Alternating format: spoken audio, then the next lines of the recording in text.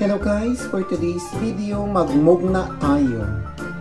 Kasi nakakasawa na kasi ang prito guys, nakakasawa na ang paksiw. So magmugna tayo guys. Itong isda na to, torse fish. Torse na isda. Ay minugnaan ko siya. Nilagyan ko siya ng oyster sauce. Nilagyan ko siya ng oyster sauce, ng powder na onions and garlic. Tapos tinimplahan ko, tapos inanik-anik ko siya. So yan.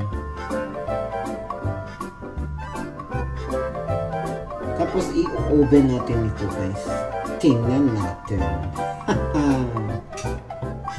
So yan guys, ready na for oven.